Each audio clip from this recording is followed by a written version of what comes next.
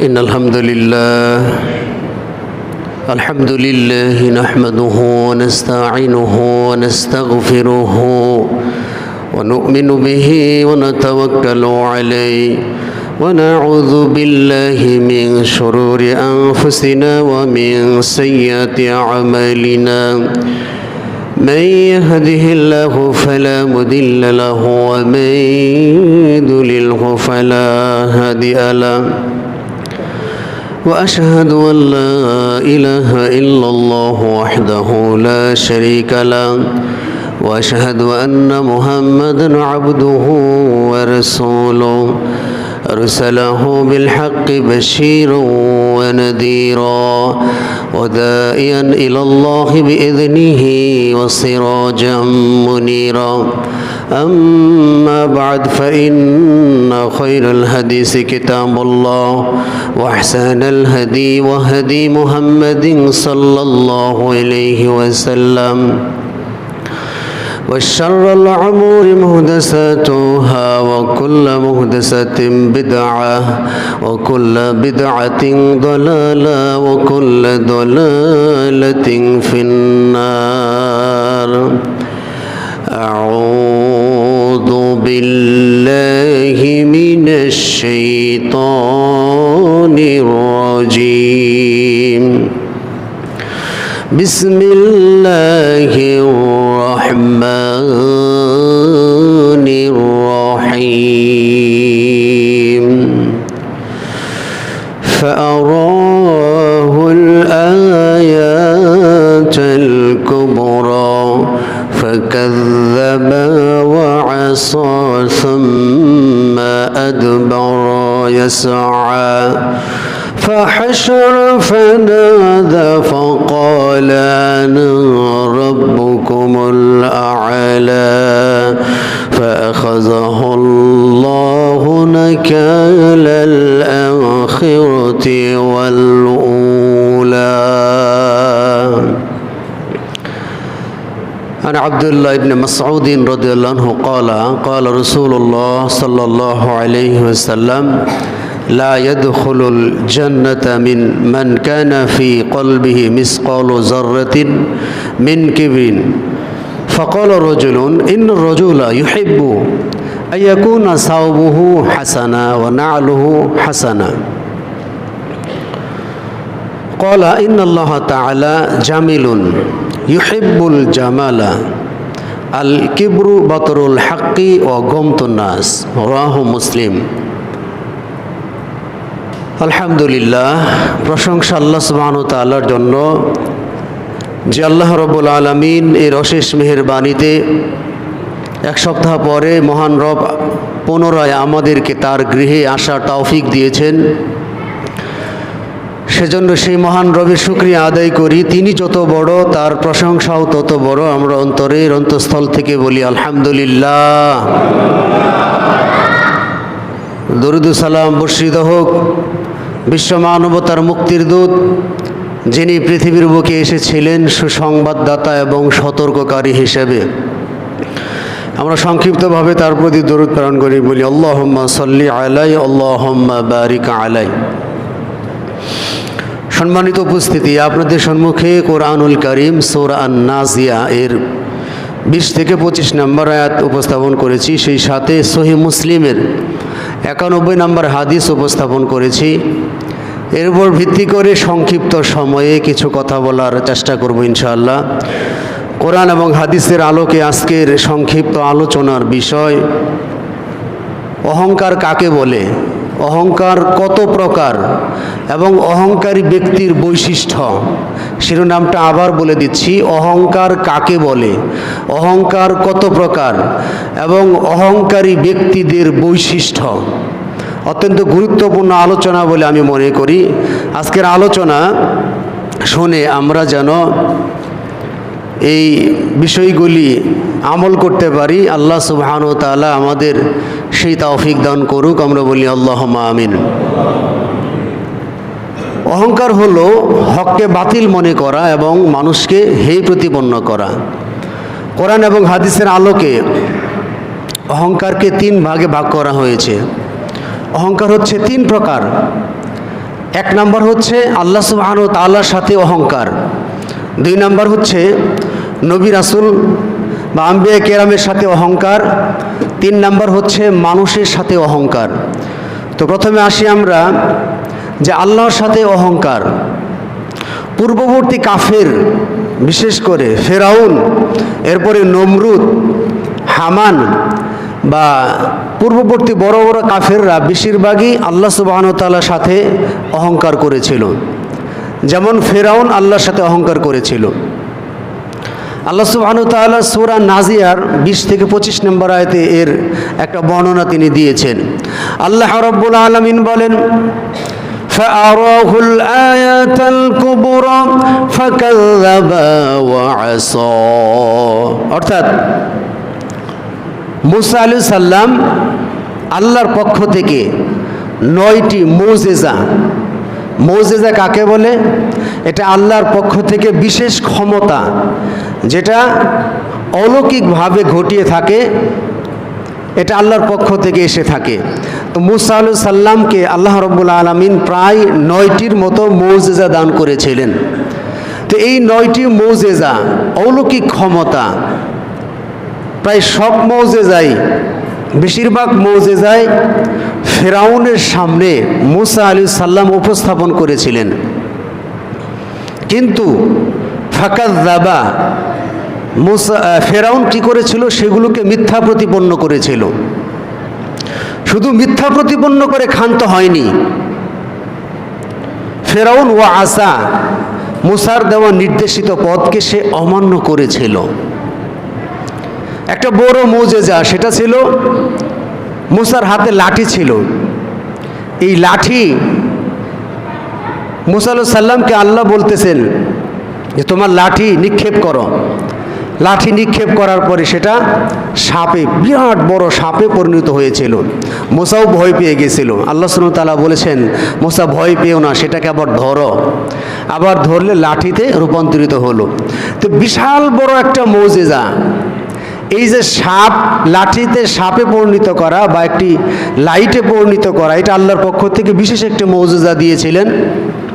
এই মুজিজা যখন মুসা আলাইহিস সালাম ফেরাউনের সামনে উপস্থাপন করলো, ফেরাউন সেটাকে মিথ্যা প্রতিপন্ন করলো এবং মুসার দেওয়া দিক নির্দেশনা সে অমান্য করলো। সুম্মা আদবারা ইয়াসআ, শুধু অমান্যই করে নাই, বরং মুসার দেওয়া অলৌকিক ক্ষমতা বা মুজিজা দেখার পরে ফেরাউন সত্যকে মানতে তো পারেই নাই, না মেনে বরং সেটাকে প্রতিহত করার পথ খুঁজল। অর্থাৎ ফেরাউন মুসাকে প্রতিহত করবে, এজন্য সে পথ খুঁজতে থাকলো। এরপরে ঘটনা আপনারা জানেন যে মুসা আলাইহিস সালাম সেই ঘটনায় বিজয় লাভ করেছিল। বিজয় লাভ করার পরে ফাহাসারা, অতঃপর ফেরাউন ফাহাসারা ফানাদা, সে সব মানুষদেরকে একত্রিত করলো। সকলকে একত্রিত করার পরে ফানাদা, তাদেরকে ডাক দিয়ে বললেন, ফাকালা আনা রব্বুকুমুল আ'লা। এই জনসম্মুখে মানুষদেরকে ডাক দিয়ে বলতেছেন যে শোনো, আমি হচ্ছি তোমাদের বড় রব, আমার থেকে বড় রব আর একটাও নেই। আমি তোমাদের বড় প্রভু, আমি তোমাদের বড় আল্লাহ। এইভাবে ফেরাউন তার জনসম্মুখে আল্লাহ সুবহানাহু ওয়া তাআলার সাথে অহংকার শুরু করে দিলেন। এ ব্যাপারে সূরা কসাসের 38 নম্বর আয়াতেও ঘটনা উল্লেখ আছে। আল্লাহ সুবহানাহু ওয়া তাআলা বলেন, وقال فرعون يا أيها الملأ ما علمت لكم من إله غيري। ফেরাউন তার পরিষদবর্গ এদেরকে ডাক দিলেন। ডাক দেওয়ার পরে বলতেছেন যে আমার সেনাবাহিনীরা, সে আমার পরিষদবর্গ, মা আলিমতু, আমি জানি না, লাকুম, তোমাদের জন্য, ইলাহিন গৈরি, আমি ছাড়া তোমাদের আরও কোনো ইলাহ আছে কি না, এটা আমি জানি না। মানে ফেরাউন প্রমাণ করতে চাচ্ছেন যে আমি তো একমাত্র ইলাহ, আমি তো একমাত্র আল্লাহ, আমি তো একমাত্র প্রভু, আমি ছাড়া তোমাদের আর কোনো ইলাহ নাই। তার পরিষদবর্গকে ডাক দিয়ে ফেরাউন এই কথা বললেন। শুধু তাই নয়, ফাউকিদলি ইয়া হামানু আলা তিরি ফাজআললি সরহাল লাআল্লি আত্তালিউ ইলা ইলাহি মূসা। ফেরাউন তার মন্ত্রী হামানকে বলতেছেন, হে হামান, আমার জন্য মাটি দিয়ে ইট পোড়াও, ইট পুড়িয়ে ফাজআললি সরহান, আমার জন্য একটা বিশাল বড় একটা প্রাসাদ সৃষ্টি করো, একটা ইমারত তৈরি করো। লাআল্লি আত্তালিউ ইলা ইলাহি মূসা, যাতে আমি সেটার উপর উঠে মূসার আল্লাহকে দেখতে পারি। এজন্য আমার জন্য কি করো, একটা ইট পুড়িয়ে, মাটি দিয়ে ইট পুড়িয়ে প্রাসাদ তৈরি করো। তাহলে আজকে আধুনিক যুগে আমরা যে বিল্ডিং দেখতে পাচ্ছি, অনেকে হয়তো মনে করতে পারি যে এটা হচ্ছে আধুনিক সৃষ্টি, যে ইট দিয়ে বিল্ডিং তৈরি করা। চিন্তা করে দেখুন, মূসা এবং ফেরাউনের ঘটনা কত বছর আগের কথা। তো সেই সময় থেকেই এই ইট পুড়িয়ে বিল্ডিং তৈরি করা, প্রাসাদ তৈরি করার সিস্টেম সেই সময় থেকেই ছিল, এটা নতুন কোনো বিষয় না।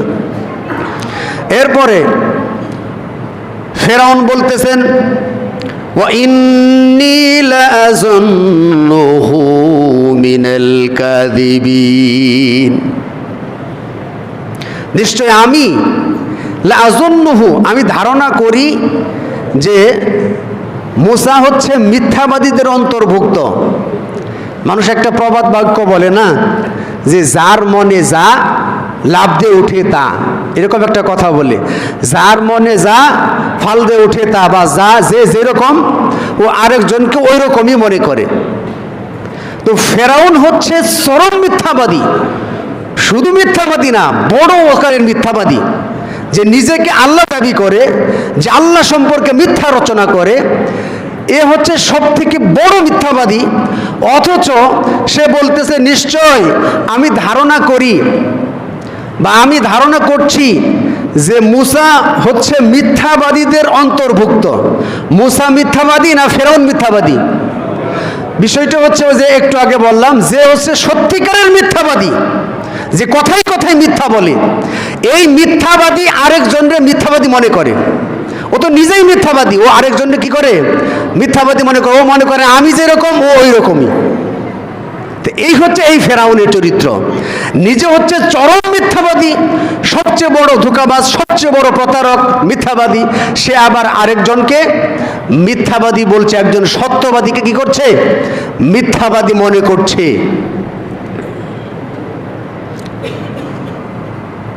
এরপরে আমরা যদি দেখি, নমরুদও কিন্তু আল্লাহর সাথে মিথ্যা রচনা করেছিল। এর প্রমাণে আমরা উপস্থাপন করতে পারি সূরা বাকারার 258 নম্বর আয়াত, 57-58 নম্বর আয়াত।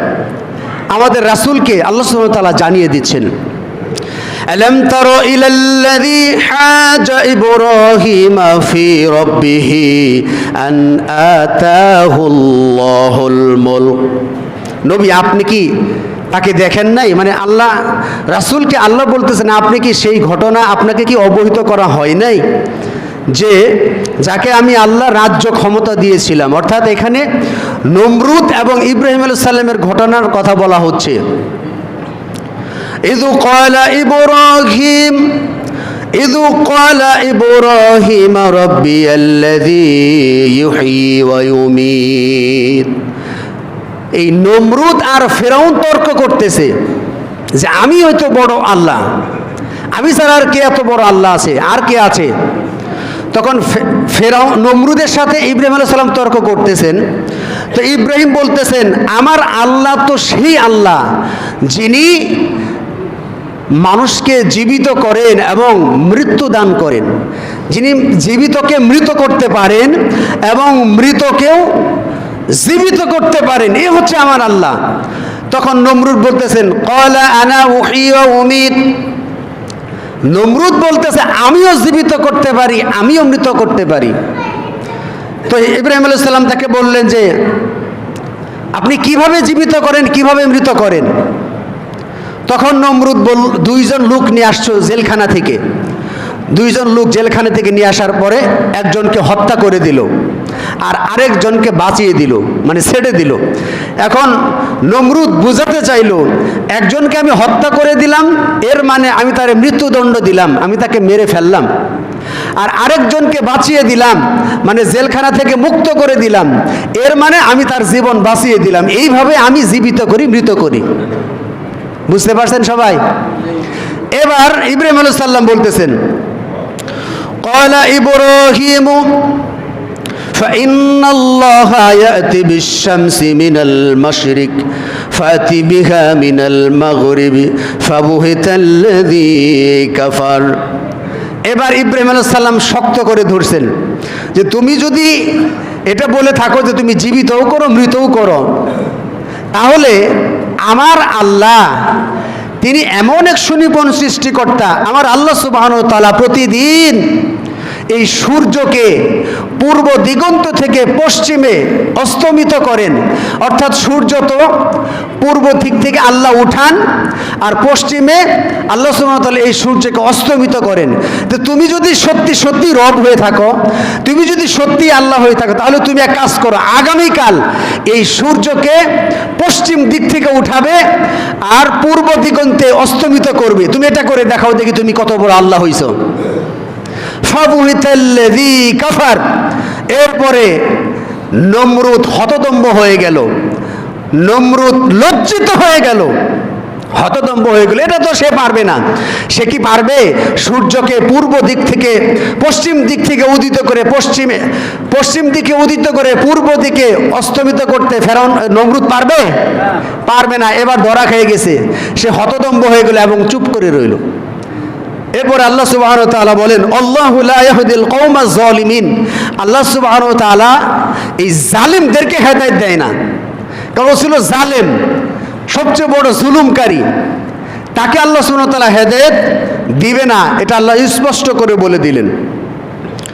তো আল্লাহ সুবহানাহু ওয়া তাআলা আমাদেরকে যে বিষয়গুলি বলেছেন, আমরা যে ব্যাপারে আলোচনা করতেছি, এক নম্বর হচ্ছে আল্লাহর সাথে অহংকার করা, দুই নম্বর হচ্ছে নবী রাসূলদের সাথে অহংকার করা।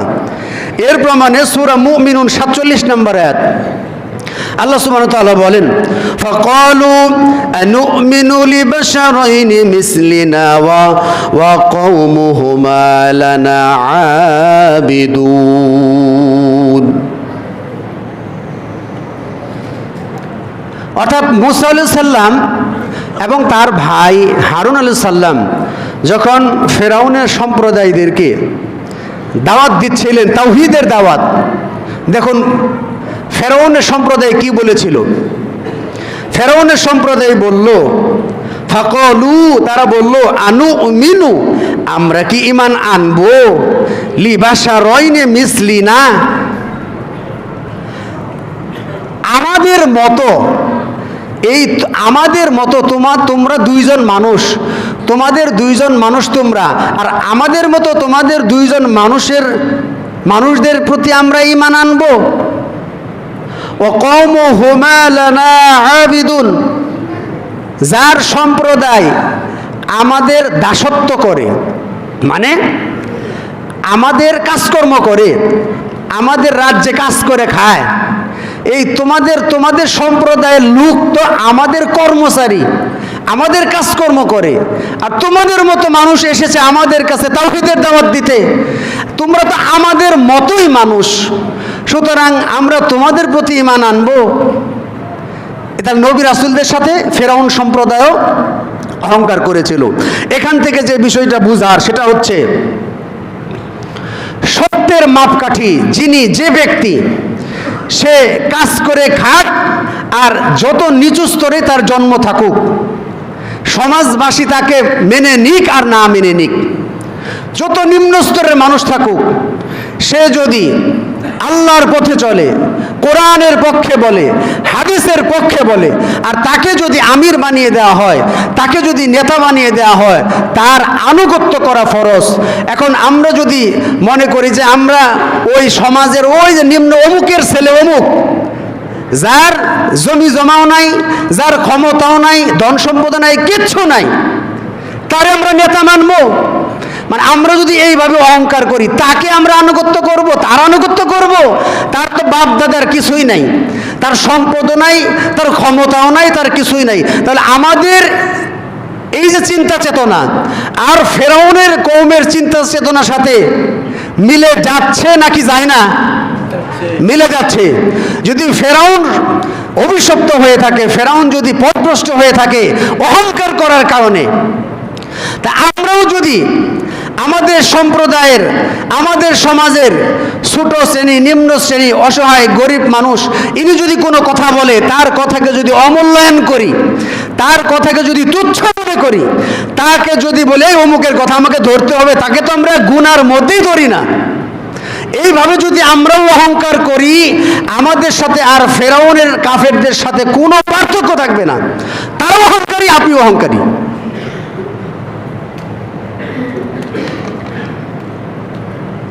অহংকার এটা এমন একটা রূপ, পৃথিবী সৃষ্টির সর্বপ্রথম পাপের নাম হচ্ছে অহংকার।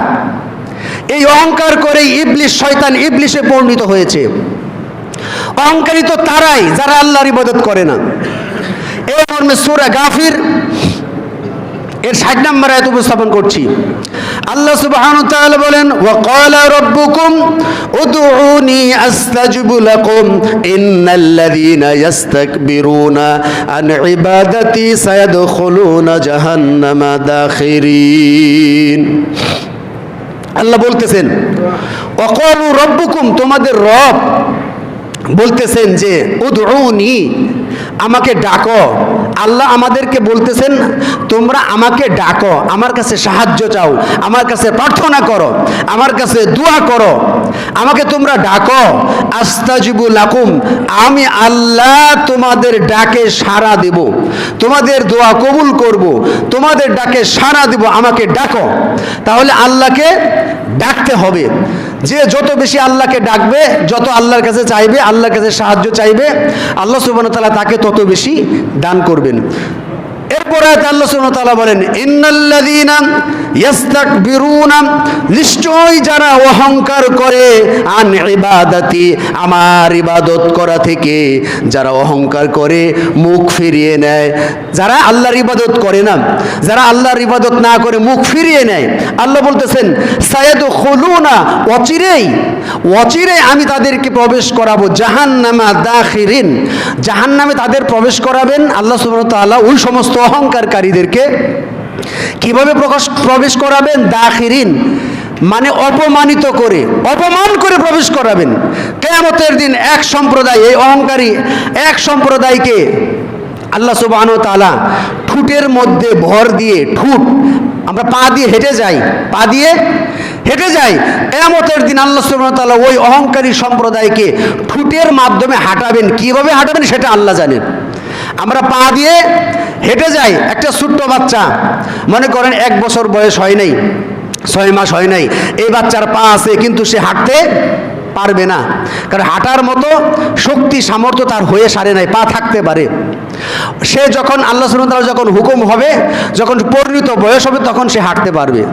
অর্থাৎ আমাদের পা আছে, আমরা পা দিয়ে হেঁটে যাই সহজেই, কিন্তু আল্লাহ সুবহানাহু ওয়া তাআলা কিয়ামতের দিন এমন এক শ্রেণীর মানুষ রয়েছে যাদেরকে আল্লাহ সুবহানাহু ওয়া তাআলা ঠুটের মাধ্যমে হাঁটাবেন, ঠুট দিয়ে হাঁটাবেন, পা থাকবে উপরের দিকে, ঠুট দিয়ে হাঁটিয়ে জাহান্নামে নিয়ে যাবে।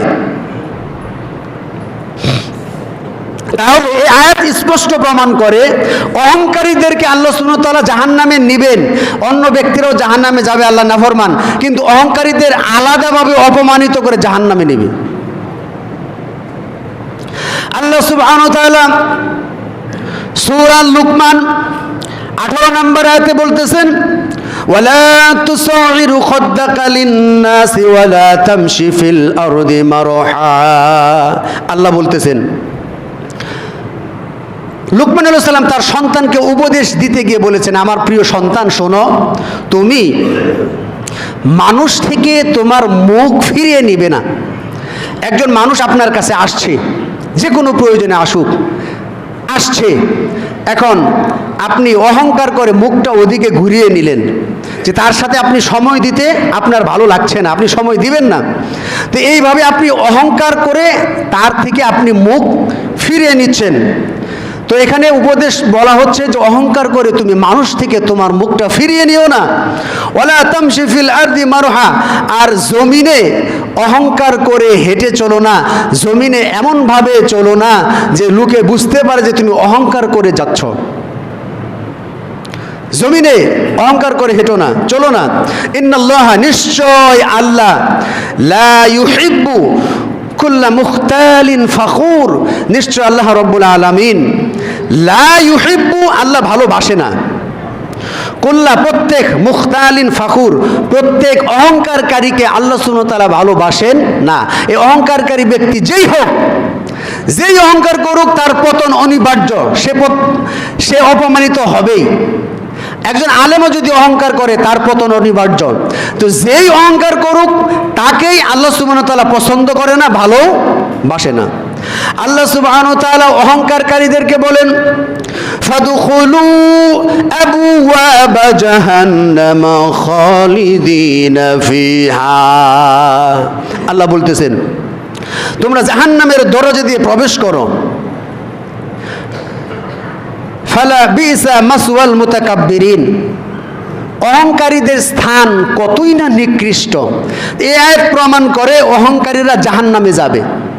এই আয়াত প্রমাণ করে কি অহংকারীরা জাহান্নামে যাবে, তাদের স্থান কতই না নিকৃষ্ট। আল্লাহ সুবহানাহু ওয়া তাআলা সূরা গাফির 35 নম্বর আয়াতে বলেন, কাযালিকা ইয়াতবাউল্লাহু আলা কুল্লি কলবি মুতাকাব্বিরিন জাব্বারিন।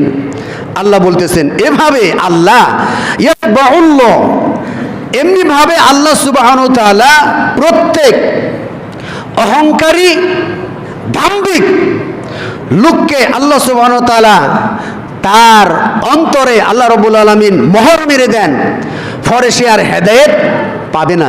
সূরা কাহফের 57 নম্বর আয়াত, ওয়া ইন তাদউহুম ইলাল হুদা ফালা ইয়াহতাদু ইযান আবাদা, অর্থাৎ অহংকারকারী ব্যক্তি যে কোরআনের আয়াত শোনার পরেও, হাদিস শোনার পরেও তার সিদ্ধান্তে অটল থাকে, সে কোরআন মানবে না, সে হাদিস মানবে না।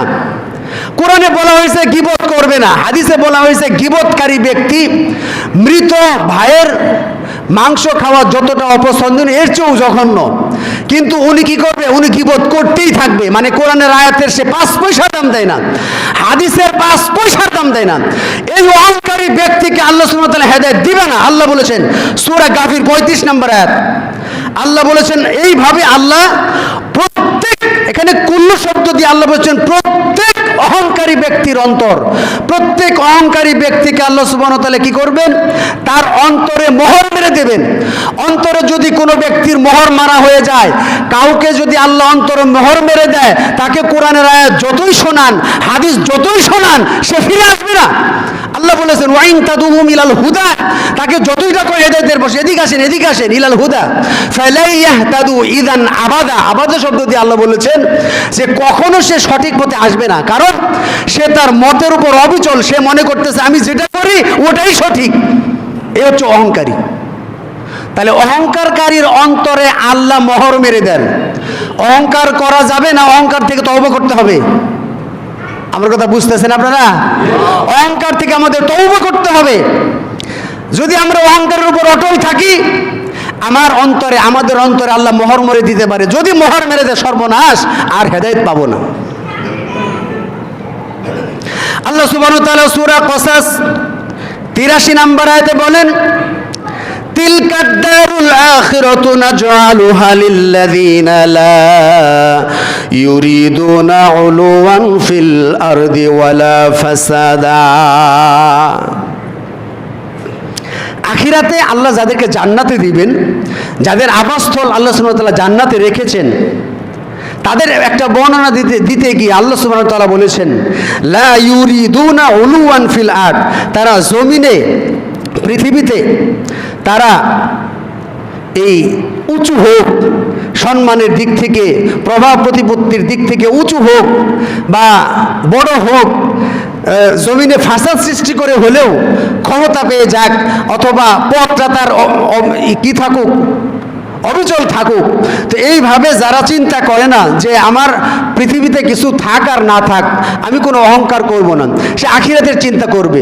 এই শ্রেণীর মানুষ যারা থাকবে, যারা দুনিয়াতে নিজেকে দাম্ভিক আকারে উপস্থাপন করবে না, সেই সাথে ফাসাদ সৃষ্টি করবে না, হাঙ্গামা সৃষ্টি করবে না, ফাসাদ সৃষ্টি করবে না, আল্লাহ বলতেছেন তাদের আবাসস্থল হচ্ছে জান্নাত। সুবহানাল্লাহ। অর্থাৎ এটা সমর্থনে সহিহ বুখারীর 6071 নম্বর হাদিস উপস্থাপন করি। এখানে বলা হয়েছে, আল্লাহ রাসূল সাল্লাল্লাহু আলাইহি ওয়াসাল্লাম বলেছেন, আলা উখবিরুকুম বিআহলিল জান্নাহ, আমি কি তোমাদের জান্নাতের সংবাদ দিব না? সাহাবায়ে কেরাম অবশ্যই জান্নাতের সংবাদ দিবেন। আল্লাহ রাসূল সাল্লাল্লাহু আলাইহি ওয়াসাল্লাম বললেন, কুল্লু দাঈফিন মুতাদাঈফিন, প্রত্যেক অসহায়, প্রত্যেক দুর্বল এরা যাবে জান্নাতে। যারা অসহায়, যারা দুর্বল, যাদেরকে মানুষ দাম দেয় না কিন্তু সে আল্লাহর পথে চলে, এই শ্রেণীর মানুষরা আগে জান্নাতে যাবে। সুবহানাল্লাহ। আর কুল্লু, এরপর আল্লাহ রাসূল বললেন, আমি কি তোমাদের জাহান্নামের সংবাদ দেব না? কারা জাহান্নামে যাবে? তিনি বললেন, কুল্লু উতুল্লিন জাওয়াজিন মুস্তাকবিরিন, কুল্লু উতুল্লিন, প্রত্যেক কর্কশ ভাষী, কর্কশ ভাষায় কথা বলে, জাওয়াজিন, শক্ত হৃদয়ের মানুষ। এত কোরআন হাদিস বলা হয় কিন্তু তার অন্তর নরম হয় না, আখিরাতের ভয়ে বা কবরের চিন্তায় সে চিন্তিত হয় না। শক্ত হৃদয়ের মানুষ, কর্কশ ভাষী, মুস্তাকবিরিন এবং অহংকারী। তাহলে এই তিন প্রকারের মানুষ জাহান্নামে যাবে। আবার বোঝায়, কুল্লু উতুল্লিন জাওয়াজিন মুস্তাকবিরিন, প্রত্যেক কর্কশ স্বভাবের মানুষ, প্রত্যেক কর্কশ স্বভাব, কর্কশ ভাষী, জাওয়াজিন শক্ত হৃদয়ের মানুষ। কোরআন হাদিস অনেক বলা হয়েছে কিন্তু সে মানবে না, আগের মতোই থাকবে, শক্ত হৃদয়ের মানুষ। মুস্তাকবিরিন অহংকারী মানুষ। তাহলে এই হাদিস থেকেও বোঝা গেল অহংকারী জান্নাতে যাবে না, অহংকারী জাহান্নামে যাবে। আল্লাহ সুবহানাহু ওয়া তাআলা সূরা বনী ইসরাঈলের 37 নম্বর আয়াতে বলতেছেন, ওয়ালা তামশি ফিল আরদি মারহা, জমিনে তুমি অহংকার করে বেরিও না। ইন্নাকা লান তাখরিকাল আরদ ওয়া লান তাবলুগাল জিবালা তুলা। আল্লাহ সুবহানাহু ওয়া তাআলা বলতেছেন, তুমি তোমার পদচরায় তুমি যে হেঁটে যাও, তুমি এমন কিছু করতে পারবে না হেঁটে গেলে যে জমিন দুই ভাগ হয়ে যাবে, জমিনকে ফাটিয়ে দিতে পারবে না। সুতরাং ওইভাবে হেঁটে যেও না, অহংকার করে হেঁটো না। ওয়ালান তাবলুগাল জিবালা তুলা, আর তুমি ইচ্ছা করলে পাহাড়ের মতো, পর্বতের মতো উঁচু হতে পারবা না। সুতরাং অহংকার করে চলো না। তো অহংকার কাকে বলে? এবার আসি আমরা হাদিস থেকে। সহিহ মুসলিম 91 নম্বর হাদিস, হাদিস আব্দুল্লাহ ইবনে মাসউদ থেকে বর্ণিত। তিনি বলেন, ক্বালা রাসূলুল্লাহ সাল্লাল্লাহু আলাইহি ওয়াসাল্লাম, লা ইয়াদখুলুল জান্নাতা মান কানা ফি কলবিহি মিসকালু জাররাতিন মিন কিবরিন। আল্লাহ রাসূল সাল্লাল্লাহু আলাইহি ওয়াসাল্লাম বললেন, যার অন্তরে অনুপরিমাণ অহংকার আছে এ লোক জান্নাতে যাবে না। লা ইয়াদখুলুনাল জান্নাতা, আল্লাহ রাসূল বললেন, যার অন্তরে অনুপরিমাণ অহংকার আছে এ লোক জান্নাতে যাবে না। ফাকালা রাজুলুন, একজন ব্যক্তি বলতেছেন যে, ইন্নার রাজুলা ইউহিব্বু আইয়াকুনা সাওবুহু হাসানান ওয়া না'লুহু হাসানান। তখন একজন ব্যক্তি বলতেছেন, ইয়া রাসূলুল্লাহ, একজন ব্যক্তি তো পছন্দ করে যে তার পোশাকটা সুন্দর হোক, তার জুতা বা যেটা পরিধান করে এটা সুন্দর হোক। একজন ব্যক্তি যদি সুন্দর পোশাক পরে, সুন্দর জামা পরে, সুন্দর কাপড় পরে, তাহলে সে কি অহংকারী? এটা প্রশ্ন করা হলো। তখন আল্লাহ রাসূল সাল্লাল্লাহু আলাইহি ওয়াসাল্লাম বললেন যে, ইন্নাল্লাহা তাআলা জামিলুন, নিশ্চয় আল্লাহ রাব্বুল আলামিন হচ্ছেন সুন্দর। ইউহিব্বুল জামালা, তিনি সৌন্দর্যকে ভালোবাসেন, সুন্দরকে আল্লাহ পছন্দ করেন। সুবহানাল্লাহ। সুন্দর পোশাক পরা মানে এটা অহংকার না, সুন্দর জামা পরা অহংকার না, সুন্দর কাপড় পরা অহংকার না, সুন্দর জুতা পরা অহংকার না, তবে সুন্দর জামা কাপড় পরে ভাব দেখানো অহংকার। সুন্দর জুতা পরে, সুন্দর কাপড় পরে ভাব দেখানো, এমনভাবে ভাব দেখাচ্ছে আমার মতো পোশাক কার আছে, আমার মতো জুতা কার আছে, এইভাবে অহংকার করা। জুতার মধ্যে একটু লাগছে, কিছু লাগছে বা লাগছে, কাপড়টাই নষ্ট হলো, জুতাটাই নষ্ট হলো, এরকম ভাব দেখানো হচ্ছে অহংকার। তাহলে সুন্দর কাপড় পরা, জুতা পরা অহংকার না। সুন্দর কাপড় পরে, জুতা পরে যদি ভাব চলে আসে, যদি মনে করেন যে আপনি একটা কিছু হয়ে গেছেন, তাহলে ওটা হলো অহংকার। আল্লাহ রাসূল সাল্লাল্লাহু আলাইহি ওয়াসাল্লাম স্পষ্ট করে বললেন, আল কিবরু বাতরুল হাক্কি, অহংকার হলো সত্যকে প্রত্যাখ্যান করা। অহংকার হলো সত্যকে প্রত্যাখ্যান করা, অগমতুন নাস, আর মানুষকে তুচ্ছ মনে করা। মানুষকে তুচ্ছ মনে করা, যে ওর কি আছে, ওরে পদ দিছে, ওর কি টাকা খরচ করতে পারবে না, কি করতে পারবে, ও তো কিছুই করতে পারবে না, আর আমার কত টাকা পয়সা, এই যে তুচ্ছ ভাবা, এটার নাম হচ্ছে অহংকারী। এই অহংকারীরা জান্নাতে যাবে না।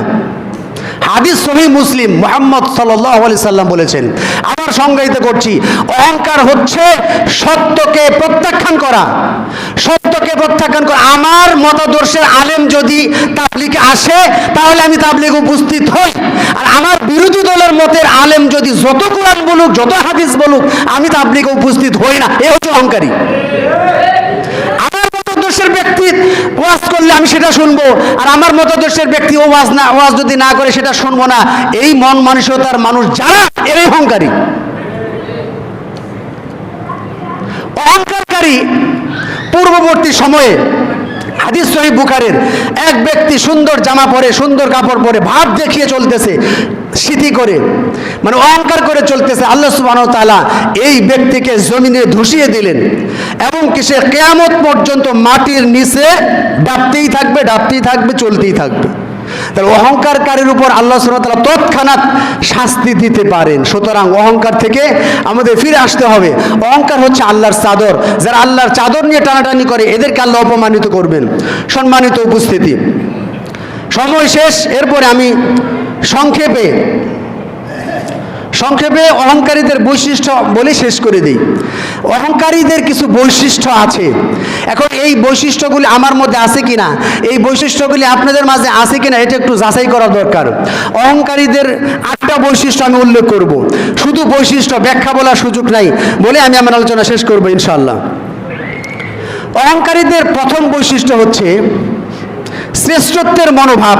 ও মনে করে আমি শ্রেষ্ঠ, এই সমাজে আমার চেয়ে এত বেশি বুঝে, এত জ্ঞান রাখে, এ লোক আর কে আছে রে, আমি তো বড়, আমি শ্রেষ্ঠ। এ হচ্ছে 1 নাম্বার অহংকারীর বৈশিষ্ট্য। 1 নাম্বার, নিজেকে, নিজের মতকে, নিজের ফতোয়াকে, নিজের বিষয়কে প্রাধান্য দেওয়া, শ্রেষ্ঠ মনে করা, এ হচ্ছে 1 নাম্বার বৈশিষ্ট্য অহংকারের। 2, সমালোচনা সহ্য করতে না পারা। অন্যায় করছে, অন্যায় করার পরে ওই কোনো ব্যক্তি যদি তার দোষটা ধরিয়ে দেয়, ভাই এটা তো অন্যায় করছেন, এই সমালোচনা সে সহ্য করবে না। সহ্য না করে যে তার দোষ ধরাই দিছে, উল্টা তাকে তহমত দেওয়া শুরু করছে, হ্যাঁ আমার বিরুদ্ধে বললো, এত বড় সাহস। সমালোচনা সহ্য না করতে পারা, এটা অহংকারীদের 2 নম্বর বৈশিষ্ট্য। 3, অন্যের মতামতের প্রতি অসম্মান প্রদর্শন করা। একজন ব্যক্তি মত দিছে, ও আমার সমাজের না, ও আমাদের কেউ না, ওর মত আমার মানতে হবে, আমরা কি কম পারি নাকি? অন্যের মতামতকে মানে সম্মান প্রদর্শন করে না, অসম্মান করা, এ হচ্ছে অহংকারীর বৈশিষ্ট্যের 3 নম্বর কারণ। 4, এমন ভাবে কথা বলা, এমন ভাষা ব্যবহার করা, এমন আচরণ দেখানো মনে হচ্ছে অহংকার করছে। এমন ভাষায় কথা বলা যে মানুষকে ছোট না করলে, মানুষকে অপমান না করলে, আলেমদেরকে অপমান না করলে মানে তার ভালোই লাগে না। এ হচ্ছে অহংকারকারীর 4 নম্বর বৈশিষ্ট্য। যারা মানুষকে হেই মনে করে, তুচ্ছ মনে করে, এ হচ্ছে 4 নম্বর বৈশিষ্ট্য। 5 নম্বর, অকৃতজ্ঞতা। অকৃতজ্ঞতা হচ্ছে অহংকারীর 5 নম্বর বৈশিষ্ট্য। 6 নম্বর বৈশিষ্ট্য হচ্ছে একঘেয়েমি করা। আমি যেটা বুঝি ওটাই ঠিক, একঘেয়েমি করা, আমার মতের উপর অবিচল থাকা, কোরআন হাদিস যতই বলুক ও মানবে না, একঘেয়েমি করা, এই হচ্ছে অহংকারীর 6 নম্বর বৈশিষ্ট্য। এরপরে 7 নম্বর বৈশিষ্ট্য, অন্যদের সাফল্য ঈর্ষান্বিত হওয়া। সমাজের একজন ব্যক্তি একটু সফল হয়েছে, সারা বাংলাদেশ ব্যাপী তারে পুরস্কৃত করছে, সবাই তার সুনাম করছে, কিন্তু তার সাথে কি লাগালাগি, সে তারে পছন্দ করে না। অর্থাৎ অন্যের ভালো বা অন্যের সফলতায় যে ব্যক্তি ঈর্ষান্বিত হয়, এই হচ্ছে অহংকারীর 7 নাম্বার বৈশিষ্ট্যের মধ্যে রয়েছে। এরপরে 8 নাম্বার বৈশিষ্ট্য, সর্বশেষ বৈশিষ্ট্য, আত্মপ্রচারের আকাঙ্ক্ষা করা। অর্থাৎ নিজে শুধু মানুষের কাছ থেকে বাহবা পাবে, নিজে শুধু সম্মান প্রশংসা চায় যে আমার মানুষ প্রশংসা করুক। কিন্তু কেউ যদি প্রশংসা না করে তাহলে মানসিকভাবে অস্থির হয়ে সে মানে অবিচল অস্থির হয়ে সে এইভাবে চলতে থাকে। এই হচ্ছে 8 নাম্বার বৈশিষ্ট্য। তো এই বৈশিষ্ট্যগুলো যদি আমার মধ্যে থাকে তাহলে অবশ্যই আমি অহংকারী। এই বৈশিষ্ট্যগুলো যদি আপনাদের মাঝে থাকে তাহলে আপনি অহংকারী। তাহলে আমাদের উচিত হচ্ছে এই বৈশিষ্ট্যগুলি থেকে বিরত থেকে পরিপূর্ণ মহান আল্লাহ সুবহানাহু ওয়া তাআলার কাছে নিজেকে আত্মসমর্পণ করা, আল্লাহর কাছে ফিরে আসা। কেননা কিয়ামতের দিন অন্য হাদিসে আসে, হাদিস বলার সময় নাই, অহংকারী ব্যক্তিকে আল্লাহ সুবহানাহু ওয়া তাআলা কিয়ামতের দিন পিঁপড়ের আকারে, মানুষের আকৃতি থাকবে কিন্তু পিঁপড়ের মতো ছোট করে কিয়ামতের দিন তোলা হবে। এখন মানুষ চিনতে পারবে যে এরা হচ্ছে অহংকারী, জমিনে অহংকার করত। সুতরাং অহংকার এটা শয়তানের স্বভাব। শয়তানকে যখন বলা হলো আদমকে সেজদা করো, তখন শয়তান আবা, সে অস্বীকার করলো। শুধু অস্বীকার করে নাই, ফাস্তাকবার, সে অহংকার করলো। ওয়া কানা মিনাল কাফিরিন, অহংকার করার কারণে শয়তান কাফিরে পরিণত হলো। সুতরাং অহংকারের উপর যদি আমরা অবিচল থাকি, এই অহংকার আমাকে কাফের বানায় ছাড়বে।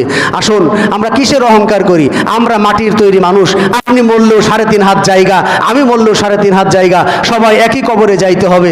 সুতরাং অহংকার থেকে পরিত্যাগ করে আমরা অহংকার মুক্ত জীবনযাপন করার চেষ্টা করি। নবী রাসূল সাহাবায়ে কেরাম কেউ অহংকারী ছিলেন না, প্রত্যেকেই বিনয়ী ছিলেন। আসুন আমরা সবাই বিনয়ী হওয়ার চেষ্টা করি, নম্রভদ্র হওয়ার চেষ্টা করি। আল্লাহ সুবহানাহু ওয়া তাআলা আমাদের প্রত্যেককে আজকের এই আলোচনা শুনে আমল করার তৌফিক দান করুক। আল্লাহুম্মা আমিন।